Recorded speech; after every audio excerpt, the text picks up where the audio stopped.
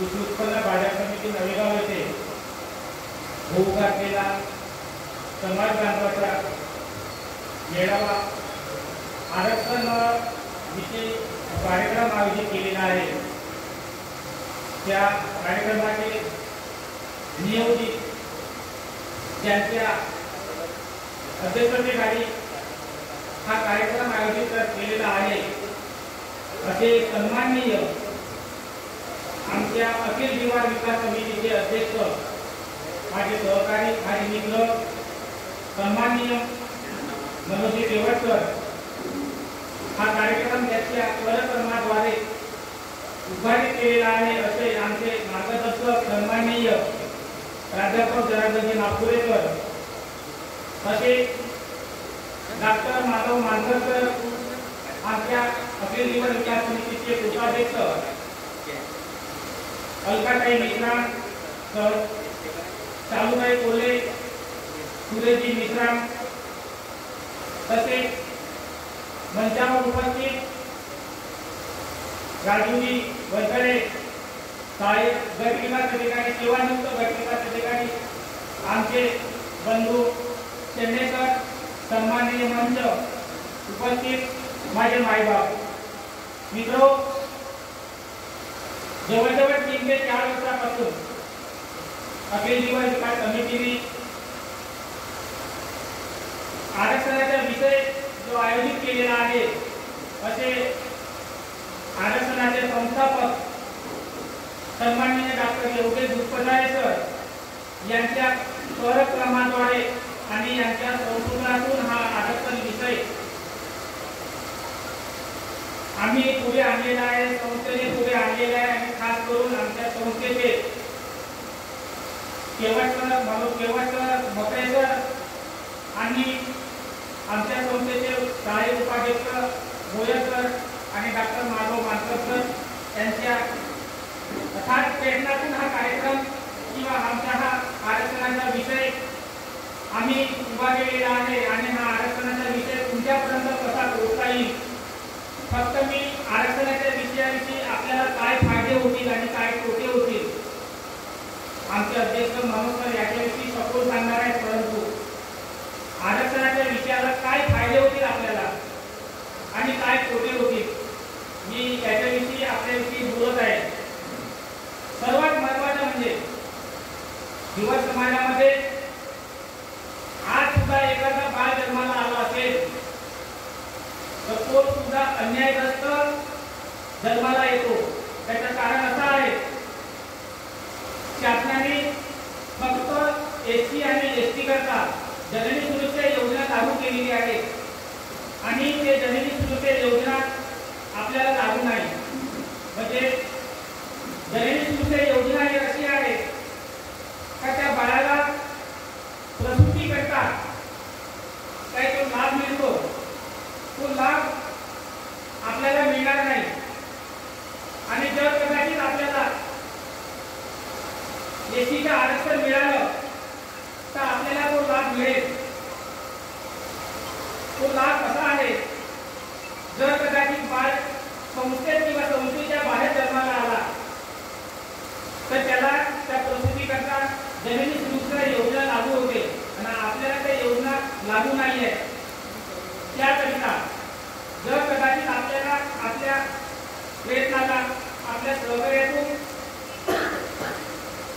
आपल्याला जर कदाचित एसीचं आरक्षण मिळालं तर नक्कीच आपल्याला जननी सुरक्षेचा लाभ मिळेल। दुसरी गोष्ट म्हणजे आपले मुलं परदेशात शिष्यवृत्ती घेऊन परदेशात शिक्षण घेऊ शकतात।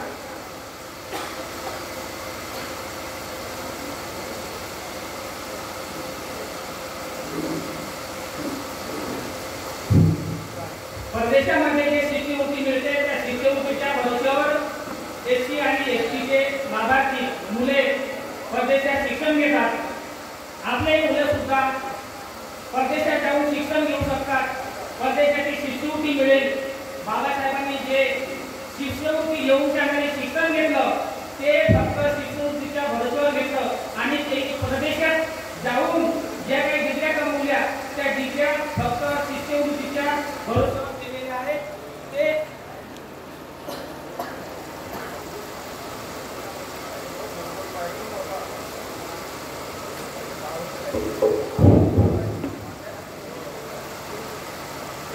केंद्र शासनाच्या योजना ज्या आहेत, केंद्र शासनाच्या योजना आपल्याला लागू होतील, कारण की केंद्र शासनाच्या योजना अनेक आहेत. आजही सुद्धा आपण केंद्रामध्ये जर कदाचित एखादा फॉर्म भरला तर आपल्याला ओबीसी मध्ये आपल्याला तो फॉर्म भरता येते. आपण सरळ एससी मध्ये तो फॉर्म भरून ना आपल्याला ज्या काही सवलती आहेत केंद्राच्या, त्या केंद्राच्या सवलती लागू होतील. जवळजवळ 2-3 दिवसाच्या पूर्वी मी पंधराई तालुक्याला एक पोस्ट केली होती. ती पोस्ट म्हणजे पंतप्रधान मत्स्य योजना. त्या मत्स्य योजनेच्या मध्ये जो फॉर्म दिलेला होता तो 5 लाखाचा फॉर्म होता आणि त्या 5 लाखाच्या फॉर्म मध्ये फक्त केंद्रामध्ये आपल्याला ओबीसीला क्लिक करायचं होतं आणि तो फॉर्म आपल्यासाठी म्हणजे आपल्या समाजासाठी, आपल्या बांधवासाठी आणि आपल्या जे काही सदस्य आहेत सोसायटीचे, त्या सोसायटीच्या सदस्यासाठी फक्त 1 रुपयाच्या फॉर्म मध्ये 1 रुपयामध्ये तो फॉर्म भरायचा होता. तर आपल्याला केंद्रामध्ये ती योजना आहे. माझी विनंती आहे सर्व सभासद आणि सर्व मत्स्य सहकार्याच्या सदस्यांना का आपण तो फॉर्म भरून घ्यावा. त्याच्यावर लिंक आहे. लिंक मध्ये फक्त तुम्हाला जातीच्या ह्याच्यामध्ये ओबीसी मध्ये क्लिक करायचे आहे आणि ओबीसी मध्ये क्लिक करून तुमचा आधार क्रमांक आणि बँकेचा खाता क्रमांक भरायचा आहे. तो फॉर्म डायरेक्ट एकदम ऑफिसला जमा होईल. सहाय्यक आयुक्त मार्गदे साहेब यांनी मला माहिती दिली आणि ते माहिती मी पोस्ट केली. मी तो आरक्षणामुळे आपल्या गावामध्ये सरपंच बनेल, नगर परिषद सदस्य बनेल, पंचायत समिती सदस्य बनेल, जिल्हा परिषद सदस्य बनेल आणि कुणाची तरी एखादी किस्मत संपेल आणि तो आमदार सुद्धा होऊ शकते, खासदार सुद्धा होऊ शकते. हे फक्त केंद्राच्या आणि आपल्या महाराष्ट्र शासनाच्या एससीच्या आरक्षणाचे जे आपले प्रयत्न राहतील आणि त्या प्रयत्नाच्या भरोश्यावर कुणाकडे आरक्षण होऊ शकणारे आपल्याला ते मिळू शकेल. माझ्या तरी मते शासनाने आझादीचे अमृत महोत्सव साजरे करून शकणारी 75 वर्ष साजरे केलं, परंतु आजही सुद्धा आम्हाला यशवंतराव घरकुल योजनेमध्ये धावपळ करायची आहे. धावपळ करायला लागते. योजना मिळत नाही, आपल्याला घरकुल मिळत नाही आणि याच्यामध्ये आपण काहीतरी म्हणजे फोटो खातून करत राहतो. मित्रो, एससीच्या आरक्षणामुळे बहुत फायदे आहेत. हरिजन समाजामध्ये एससीच्या मोहल्ल्यामध्ये जे काही म्हणजे सिमेंट रस्ते बांधलेले आहेत ते सिमेंट रस्ते सुद्धा आपल्या मोहल्ल्यापर्यंत बांधतील. एससीचं आरक्षण जर कदाचित मिळाला तर आणि आमच्या समाजावर ज्या माया बहिणीवर ज्या काही म्हणजे अन्यायग्रस्त जे काही म्हणजे होते ते होणार नाही, कारण की आपल्याला आरक्षण लागू राहील आणि आपल्याला आरक्षण लागू राहिल्याच्या नंतर आपल्याला कोणी शिवीगाळ करणार नाही आणि ॲट्रॉसिटीचा कायदा आपल्याला लागू राहील आणि आजही सुद्धा कुणाला म्हणजे आम्हाला कोणी गोत्या म्हणणार नाही, कोणी पाण्यात पाजा म्हणणार नाही. हे आपल्याला आरक्षणाचे फायदे राहतील. समाजावर कोणत्याच माया बहिणीवर अशा प्रकारे म्हणजे ॲट्रॉसिटी लागेल आणि तो कायदा आम्हाला लागेल. आणि जे शिक्षणामध्ये जे आमचे काही मुलं बाळ आहेत, आमचे भाऊ बंध आहेत, त्यांना ज्ञान मिळण्याची अट रद्द होईल आणि समोर स्पर्धा परीक्षामध्ये नीटमध्ये ज्या काही म्हणजे योजना आहेत त्याच्यामध्ये केंद्रामध्ये आपल्याला JEE आणि स्पर्धा परीक्षेमध्ये CET वगैरे शिष्यवृत्ती केंद्रामध्ये आपल्याला मिळेल आणि त्याच्यामध्ये आपल्याला स्थान राहील. अशा प्रकारे मी ह्या आरक्षणामुळे आपल्याला हे जे फायदे सांगितलेले आहेत त्या फायद्यामुळे आपल्याला ज्या काही म्हणजे योजना आपल्याला लागू होतील. मित्रो, सांगायचा उद्देश एकच आहे. आमच्या समाजामध्ये माझ्या माया बहिणीवर ज्या काही अन्याय अत्याचार होत आहेत ते अन्याय अत्याचार फक्त आणि फक्त तुम्ही एकत्र जोपर्यंत राहणार नाही, जोपर्यंत तुम्ही येणार नाही, तोपर्यंत आमच्यावरचे अन्याय हे कधीच दूर होणार नाही. त्यासाठी तुम्हाला एकत्रित येणे हे काळाची गरज आहे. त्याच्याशिवाय आपल्याला काहीच करता येणार नाही. एकत्र राहण्याच्या नंतर आज सुद्धा